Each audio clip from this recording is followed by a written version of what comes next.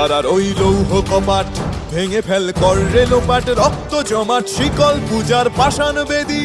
কারা রইল কপাট ভেঙে ফেল কর রেলোপাট, রক্ত জমাট শিকল পূজার পাষাণ বেদী।